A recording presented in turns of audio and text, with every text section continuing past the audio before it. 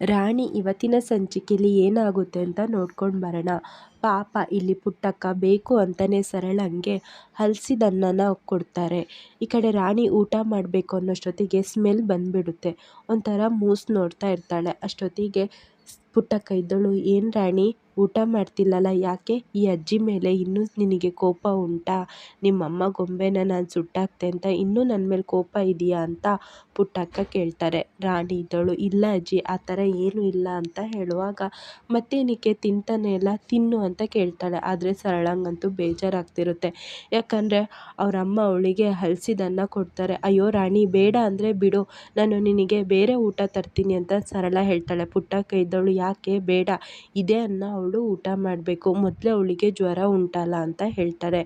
ಹೌದಾ, ಸರಿ ಅಜ್ಜಿ, ನಾನು ಇದೇ ತಿಂತೀನಿ, ತಿನ್ನು, ನಿಮ್ಮಮ್ಮನೂ ಅಷ್ಟೇ ನಿನ್ನಷ್ಟೇ ಗಟ್ಟಿ ಇದ್ದವಳು ಅಂದಾಗ ರಾಣಿ, ನಮ್ಮಮ್ಮ ಬಗ್ಗೆ ನಿಮಗೆ ಗೊತ್ತಾ ಅಂತ ಕೇಳ್ತಾಳೆ. ಹೌದು, ನಿಮ್ಮ ಮಾವ ಮತ್ತು ನನ್ನ ಮಗಳು ಸರಳನ ಮದುವೆ ಟೈಮಲ್ಲಿ ನಿಮ್ಮಮ್ಮ ಹೈಸ್ಕೂಲ್ಗೆ ಹೋಗ್ತಿದ್ಲು, ಅವಳು ತುಂಬ ಚೂಟಿ. ಹೌದಾ ಅಜ್ಜಿ, ನನ್ನ ಥರನೇನಾ ಅಂತ ರಾಣಿ ಕೇಳ್ತಾಳೆ. ಹೌದು, ನಿನ್ನ ಥರನೇ. ನಿಮ್ಮಮ್ಮ ತುಂಬ ಧೈರ್ಯಶಾಲಿ, ಯಾವುದಿಗೂ ಬಗ್ತಾನೇ ಇರಲಿಲ್ಲ. ನೀನು ಹಾಗೆ ಅವಳ ಥರನೇ ತುಂಬ ಗಟ್ಟಿಯಾಗಬೇಕು, ಊಟ ಮಾಡು ಅಂತ ಹೇಳ್ತಾಳೆ. ಆದರೆ ರಾಣಿಗೆ ಮಾತ್ರ ಹಲಸಿದನ್ನ ತಿನ್ನೋಕ್ಕೆ ಆಗ್ತಿರಲ್ಲ. ಅತ್ತೆ, ಇದ್ಯಾಕೋ ತುಂಬ ಸ್ಮೆಲ್ ಬರ್ತಿರುತ್ತೆ ಅಂತ ಹೇಳ್ತಾಳೆ.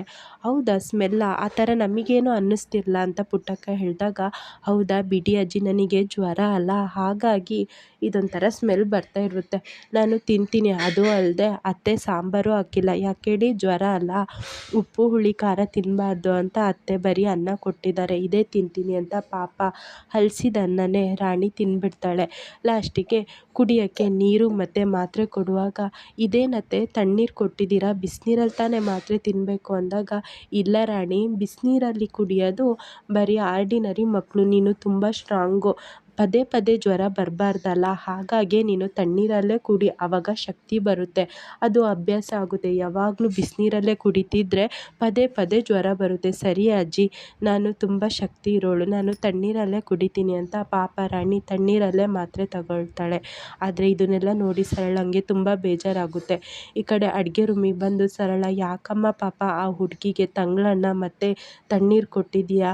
ಪಾಪ ಅವಳಿಗೆ ಮೊದಲೇ ಹುಷಾರಿಲ್ಲ, ಮತ್ತೇನಾದ್ರು ಆದರೆ ಮತ್ತೆ ನನ್ನ ಗಂಡನೇ ಅವಳನ್ನ ಆಸ್ಪತ್ರೆಗೆ ಕರ್ಕೊಂಡು ಹೋಗಬೇಕು, ಮತ್ತು 108 ಖರ್ಚು, ಬೇಡ ಅಮ್ಮ ಅಂತ ಹೇಳಿದಾಗ, ಸುಮ್ಮನೆ ಇರೆ ಸಾಕು, ನಾನು ಇದೆಲ್ಲ ಮಾಡ್ತಿರೋದು ನಿನಗೆ ಹಾಗೆ ನಿನ್ನ ಮಕ್ಕಳಿಗೆ, ಅವಳು ಇಲ್ಲಿಂದ ಹೋಗಬೇಕು ತಾನೇ, ಹಾಗಾಗಿ ನಾನೆಲ್ಲ ಇದೆಲ್ಲ ನಿನ್ನ ಒಳ್ಳೇದಕ್ಕೆ ಮಾಡ್ತಿದ್ದೀನಿ, ನೀನು ನೋಡಿದರೆ ಬೇಡ ಅಂತಿದೆಯಲ್ಲ, ನೀನೊಂಚೂರು ನನ್ನ ಥರ ಇಲ್ಲವೇ ಇಲ್ಲ ಅಲ್ಲನೇ ಅಂತ ಪುಟ್ಟಕ್ಕ ಹೇಳ್ತಾಳೆ. ಬೇಡಮ್ಮ, ಆ ಥರ ಎಲ್ಲ ಏನೂ ಮಾಡೋದು ಬೇಡ, ಇವಳು ಅಂದರೆ ನಮ್ಮನೆಯವರಿಗೆ ಪ್ರಾಣ, ಅವಳಿಗೇನಾರು ಆದರೆ ಅವರು ತುಂಬ ಬೇಜಾರು ಪಡ್ತಾರೆ, ಅವರು ದುಃಖಪಟ್ಟು ನಾನೆಲ್ಲಿಗೆ ಹೋಗಲಿ ಹೇಳು, ಬೇಡಮ್ಮ, ಈ ಥರ ಎಲ್ಲ ಏನು ಮಾಡೋದು ಬೇಡ ಅಂದಾಗ, ನೋಡು ಸರಳ, ನಿನಗೇನು ಗೊತ್ತಾಗಲ್ಲ, ನಾನು ಬಂದಿದ್ದೀನಲ್ಲ, ನಾನೆಲ್ಲ ಸರಿ ಮಾಡ್ತೀನಿ, ಮಾವ ಮತ್ತು ಸೊಸೆನ ಹೇಗೆ ದೂರ ಮಾಡಬೇಕು ಅಂತ ನಂಗೆ ಚೆನ್ನಾಗಿ ಗೊತ್ತುಂಟು, ನೀನು ಇದ್ರ ಬಗ್ಗೆ ಏನು ಯೋಚನೆ ಮಾಡಬೇಡ ಅಂತ ಸರಳನ ಬಾಯಿ ಮುಚ್ಚಿಬಿಡಿಸ್ತಾಳೆ ಈ ಕಡೆ ಪುಟ್ಟಕ್ಕ.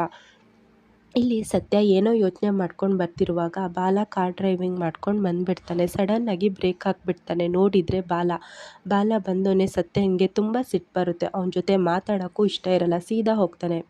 ಸತ್ಯ ನಿಂತ್ಕೋ, ನಾನು ನಿನ್ನ ಹತ್ರ ಮಾತಾಡಬೇಕು ಅಂತ ಬಾಲ ಹೇಳ್ತಾನೆ. ನಿನ್ನ ಜೊತೆ ಮಾತಾಡೋಕ್ಕೆ ನನಗೆ ಇಷ್ಟ ಇಲ್ಲ ಅಂತ ಸತ್ಯ ಹೇಳ್ತಾನೆ. ಈ ಕಡೆ ಬಾಲ ಇದ್ದವನು, ಮೊದಲು ನನ್ನನ್ನು ನೋಡಿ ಅಟ್ಟಿಸ್ಕೊಂಡು ಬರ್ತಿದ್ದೆ, ಈಗ ಯಾಕೆ ಏನೋ ಮಾತಾಡದೆ ಕಣ್ ತಪ್ಪಿಸಿ ನನ್ನ ಜೊತೆ ಓಡ್ತಿದ್ದೀಯಲ್ಲ, ಯಾಕೆ? ನಿನ್ನ ತಂಗಿ ಏನಾದ್ರು ಹೇಳಿದ್ಲ ಅಂದಾಗ, ನನ್ನ ತಂಗಿ ಯಾಕೆ ಹೇಳ್ತಾಳೆ ಹೇಳು, ನೀನೆಷ್ಟು ಕೆಟ್ಟವನು ಅಂತ ನಂಗೆ ಚೆನ್ನಾಗಿ ಗೊತ್ತುಂಟು, ಮೊದಲು ನನ್ನ ತಂಗಿ ಸತ್ತೇ ಹೋಗಿದ್ದಾಳೆ ಅಂತ ಹೇಳಿಬಿಟ್ಟೆ, ಹಾಗಾಗಿ ಅವಳ ಬಗ್ಗೆ ವಿಚಾರಿಸೋಕ್ಕೆ ನಿನ್ನನ್ನು ಅಟ್ಟಿಸ್ಕೊಂಡು ಬರ್ತಿದ್ದೆ, ಆದರೆ ನೀನೆಂಥವನು, ನೀನೇನೇನು ಕೆಲಸ ಮಾಡಿದ್ಯಾ ಅಂತ ಈಗೆಲ್ಲ ಗೊತ್ತುಂಟು, ನಿನ್ನ ಜೊತೆ ಮಾತಾಡೋಕ್ಕೆ ಇಷ್ಟ ಇಲ್ಲ, ನನ್ನ ತಂಗಿ ಒಂದು ತಪ್ಪು ಮಾಡಿದ್ಲು, ನಿನ್ನನ್ನು ಇಷ್ಟಪಟ್ಟು ಈಗ ನೋಡು ಅವಳು ಎಷ್ಟು ಕಷ್ಟಪಡ್ತಿದ್ದಾಳೆ, ಅವಳು ಮಾಡಿರೋ ತಪ್ಪಿಗೆ ಅವಳು ಶಿಕ್ಷೆ ಅನುಭವಿಸ್ತಾ ಇದ್ದಾಳೆ ಅಂತ ಹೇಳ್ತಾರೆ. ನಿನ್ನ ತಂಗಿ ಏನು ಅಂತ ನಿನಗೆ ಗೊತ್ತುಂಟಾ? ಅವಳೊಬ್ಬರನ್ನ ಕೊಲೆ ಮಾಡಿ ಇದ್ದಾಳೆ, ಅವಳೇನು ಕೊಲೆ ಮಾಡಿಲ್ಲ, ಈಗ ಅವಳ ಕೇಸ್ನ ಓಪನ್ ಮಾಡ್ತಾ ಇದ್ದೀವಿ, ಅವಳು ಏನು, ಯಾರು ಈ ಕೊಲೆ ಮಾಡಿರೋದು ಅಂತ ಎಲ್ಲ ಗೊತ್ತಾಗೇ ಆಗುತ್ತೆ, ನನ್ನ ತಂಗಿ ನಿರಪರಾಧಿ ಅಂತ ಗೊತ್ತಾಗುತ್ತೆ ಅಂತ ಸತ್ಯ ಹೇಳ್ತಾನೆ. ಹೌದಾ, ಕೇಸ್ನ ಹೇಗೆ ಓಪನ್ ಮಾಡಿಸ್ತೀರಾ ಅಂತ ನಾನು ನೋಡ್ತೀನಿ ಅಂತ ಸತ್ಯ ಈ ಕಡೆ ಬಾಲ ಹೇಳ್ತಾನೆ. ಅವರಿಬ್ಬರ ಮಧ್ಯೆ ತುಂಬ ಜಗಳನೇ ಆಗುತ್ತೆ. ಆದರೆ ಸತ್ಯನಿಗಂತೂ ಸಿಟ್ಟು ಬಂದು, ನಿನ್ನನ್ನು ಇಷ್ಟಪಟ್ಟಿದ್ದೆ ನನ್ನ ತಂಗಿ ಮಾಡಿದ್ದು ದೊಡ್ಡ ತಪ್ಪು, ನಿನ್ನ ಜೊತೆ ಮಾತಾಡೋಕ್ಕೆ ನಂಗೊಂಚೂರು ಇಷ್ಟನೇ ಇಲ್ಲ ಅಂತ ಸತ್ಯ ಹೇಳ್ತಾನೆ. ಸೀದಾ ಈ ಕಡೆ ಬಾಲಂಗೂ ಸಿಟ್ಟು ಮಾಡಿ ಸೀದಾ ಡ್ರೈವಿಂಗ್ ಮಾಡ್ಕೊಂಡು ಹೋಗೇ ಬಿಡ್ತಾನೆ. ಆದರೆ ವರ್ಧ ಅಷ್ಟೋ ತನಕ ಮಲ್ಕೊಂಡಿರ್ತಾನೆ. ಯಾಕೆ ಬಾಲ ತುಂಬ ಸಿಟ್ಟಲ್ಲಿದೆಯಾ, ಏನಾಯಿತು, ನಾನು ಮಲ್ಕೊಂಡಿದ್ದೆ ನನಗೇನು ಗೊತ್ತಾಗಲಿಲ್ಲ ಅಂದಾಗ ಬಾಲ ಇದ್ದನು, ಏನಿಲ್ಲ ಬಾಸು, ನಾನು ಬರುವಾಗ ಯಾರೋ ಒಬ್ಬ ರಾಂಗ್ ಸೈಡಿನಲ್ಲಿ ಬಂದ, ಸ್ವಲ್ಪ ನಮ್ಮಿಬ್ಬರ ಮಧ್ಯೆ ಜಗಳ ಆಯಿತು ಅಂತ ಹೇಳ್ತಾನೆ. ಹೌದಾ ಬಿಡು, ಈ ಜನಗಳಿಗೆ ಎಷ್ಟು ಹೇಳಿದರೂ ಅರ್ಥನೇ ಆಗಲ್ಲ, ಅವರಿಗೆ ಫಾಲೋ ಮಾಡೋ ಬಗ್ಗೆ ನಮಗೆ ಹೇಳೋಕ್ಕೂ ಆಗಲ್ಲ, ನೀನು ಅದ್ರ ಬಗ್ಗೆ ಎಲ್ಲ ಟೆನ್ಷನ್ ಮಾಡ್ಕೋಬೇಡ ಅಂತ ವರ್ಧ ಹೇಳ್ತಾನೆ. ಸರಿ ಬಾಸು, ಮನೆಗೆ ಹೋಗೋ ತನಕ ನೀವು ರೆಸ್ಟ್ ಮಾಡಿ ಮಲ್ಕೊಳ್ಳಿ ಅಂತ ಹೇಳ್ತಾರೆ. ಈ ಕಡೆ ಲಾಯರ್ ಲಂಬೋದರ್ ಮನೆ ಹತ್ರ ಬರ್ತಾನೆ. ಆ ಕಡೆ ಪ್ರತಾಪ ಅವನ ಅಸಿಸ್ಟೆಂಟ್ ಇದ್ದವನು, ಇದೇ ಅಲ್ವಾ ಸರ್ ಮನೆ ಅಂದಾಗ, ಹೌದು ಕಣೋ, ಇದೇ ಕಾವೇರಿ ಮನೆ, ನಾನು ಎಷ್ಟೋ ಸಲ ಇಲ್ಲಿಗೆ ಬಂದು ಕಾವೇರಿನ ನೋಡಬೇಕು ಅಂತ ಅಂದ್ಕೊಂಡಿದ್ದೆ, ಇದೇ ಮನೆ ಅಂದಾಗ, ಸರಿ ಹೋಗೋಣ ಬನ್ನಿ ಅಂದಾಗ ಪುಟ್ಟಕ್ಕ ಅಲ್ಲಿ ಬರ್ತಾನೆ. ಯಾರು ಅಂತ ಕೇಳಿದಾಗ, ನಾವು ಲಾಯರ್ ಲಂಬೋದರ್ ಅಂತ ಹೇಳ್ತಾರೆ. ಹೌದಾ, ನಿಮ್ದು ಯಾವುದು ಸೋಷಿಯಲ್ ಮೀಡ್ಯಾದಲ್ಲಿ ನೋಡೇ ಇಲ್ಲಲ್ಲ, ನಿಮ್ಮ ಅಕೌಂಟ್ ಡೀಟೇಲ್ಸ್ ಹೇಳಿ ಅಂತ ಹೇಳ್ತಿರೋಷ್ಟೊತ್ತಿಗೆ ಸರಳನು ಅಲ್ಲಿ ಬಂದುಬಿಡ್ತಾನೆ. ಸತ್ಯನೂ ಆ ಕ್ಷಣ ಬಂದು, ಓ ಲಂಬೋದರ್ ಬಂದ್ರ, ಬನ್ನಿ ಒಳಗೆ ಹೋಗಿ ಮಾತಾಡೋಣ ಅಂತ ಹೇಳ್ತಾರೆ. ಆವಾಗ ಹೇಳ್ತಾರೆ, ಇವರೇ ಲಾಯರ್, ಕಾವೇರಿ ಕೇಸ್ನ ತಗೊಳ್ತಿರೋದು ಅಂತ ತಕ್ಷಣ ಕೇಳಿ ಪುಟ್ಟಕ್ಕ ಹಾಗೂ ಸರಳಂಗೆ ತುಂಬ ಆಶ್ಚರ್ಯ ಆಗುತ್ತೆ.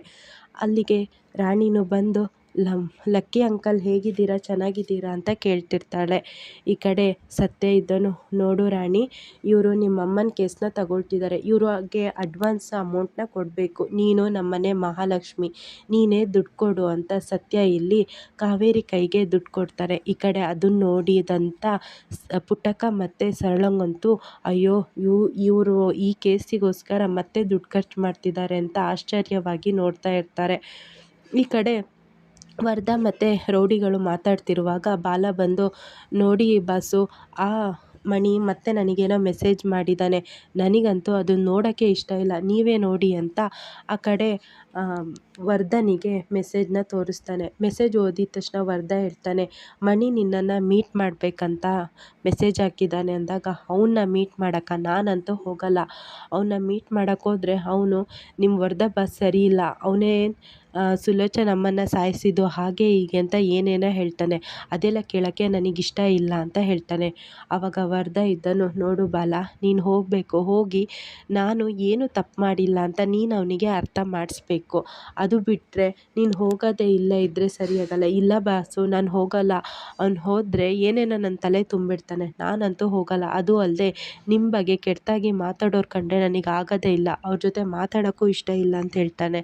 ಆ ಕಡೆ ವರ್ಧ ಇದ್ದನು, ಇಲ್ಲ ಬಾಲ, ನೀನು ಹೋಗಲೇಬೇಕು, ಅವನು ಏನು ಹೇಳ್ತಾನೆ ನೀನು ತಿಳ್ಕೊಳ್ಳೇಬೇಕು, ನನಗೂ ಈ ಭೂಮಿಲಿ ಇರೋಕ್ಕೆ ಇಷ್ಟನೇ ಇಲ್ಲ, ಸುಲೋಚನ ಹೋದ್ಮೇಲೆ ನಾನು ಹೋಗಬೇಕು ಅಂತಲೇ ಅಂದ್ಕೊಂಡಿದ್ದೆ, ಆದರೆ ತೇಜುಗೋಸ್ಕರ ನಾನಿಷ್ಟು ವರ್ಷ ಜೀವಂತವಾಗಿದ್ದೀನಿ, ನೋಡು ಬಾಲ, ನೀನು ಅವನಿಗೆ ಹೇಳು ನಾನೇನು ತಪ್ಪು ಮಾಡಿಲ್ಲ ಅಂತ, ಇಲ್ಲಾಂದರೆ ನಾನೇ ಹೋಗಿ ಅವನಿಗೆ ಅರ್ಥ ಮಾಡಿಸ್ತೀನಿ, ಆದರೂ ಅವ್ನು ನಂಬಿಲ್ಲ ಅಂದರೆ ನಾನು ಸತ್ತೇ ಹೋಗ್ತೀನಿ, ಯಾಕಂದರೆ ತೇಜುನ ನೋಡ್ಕೊಳ್ಳೋಕ್ಕೆ ಹೇಗಾದ್ರು ನೀನಿದೆಯಾ ಅಲ್ವಾ, ನಾನೇನಾದ್ರು ಸತ್ತೋದ್ರೆ ತೇಜುನ ಚೆನ್ನಾಗಿ ನೋಡ್ಕೋ ಬಾಲ ಅಂತ ಇಲ್ಲಿ ವರ್ಧ ನಾಟಕ ಮಾಡ್ತಾ ಇರ್ತಾನೆ.